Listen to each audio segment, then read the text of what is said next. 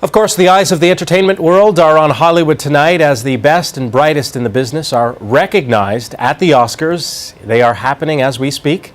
Film critic Jason Gorber joins us once again, this time for a look at the Best Director and Best Picture category. So, director... Right, we got different cupcakes today.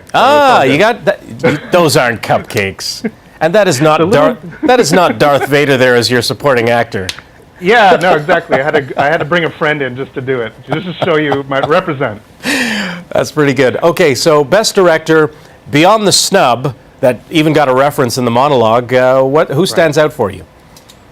I mean, it's interesting. It's one of the things that we talked about a couple hours ago, that when we have more people from Europe in the Academy and they get to decide who gets to be Best Director, they're giving shout-outs to independents like the guy, Ben Zeilen, who did Beasts of Southern Wild, and Michael Haneke, who did Amour, which meant you left out Tom Hooper for Les Mis, Quentin Tarantino, and the big one, Ben Affleck for Argo.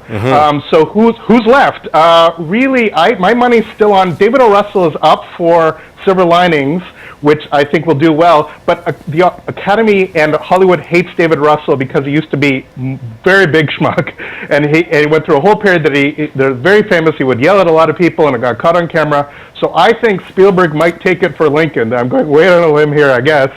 But I don't believe that Lincoln is going to do as well as Best Picture, but I believe it's going to split it, that Lincoln is a beautiful film, and Spielberg is certainly deserving of the accolades.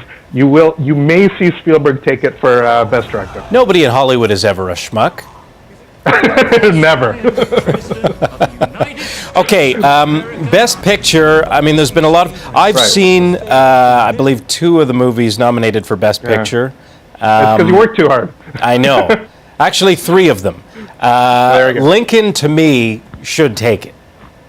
Lincoln is a stunning film, and once you get into with Oscars, once you get into the should, it's a losing cause, because it has less to do with should than to do with all kinds of other factors like who gets to vote, but who's deserving because of what they did before, et cetera, et cetera. Lincoln is probably the most accomplished of any of the films being nominated, but from when I saw it at Toronto Film Festival, I've been saying the Silver Linings Playbook has an incredibly strong chance of taking the big award. I looked ridiculous before the nominations came out because people weren't talking about the film. It got the nomination. It has Weinstein and the TIFF factor. When you have Harvey Weinstein behind a film and you have the fact that it played Toronto International Film Festival, every film since Departed that has played TIFF before it's gone on to win, it's a really strong contender. Another film that played TIFF, Argo. Argo has almost swept all the pre-Oscar shows.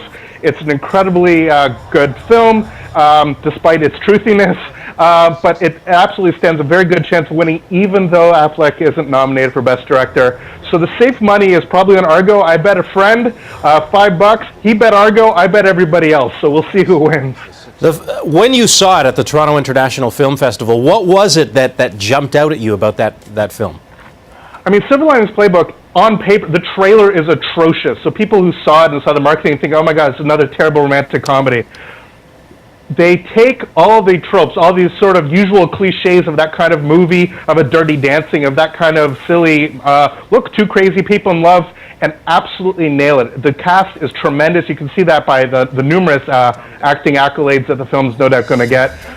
It's just absolutely pitch-perfect version of that kind of film. It's romantic, it's funny, but it's serious and incredibly well done. It is the perfect, for me, kind of indie film that absolutely nails that kind of tonality. And this is what the Oscars is about, is highlighting people to go see a film that they wouldn't normally see. People are going to go see Spielberg's Lincoln anyway, but if people will get off their butts to go see Argo and go see Silver Linings Playbook, this is why we have the Oscars, and this is why we celebrate it.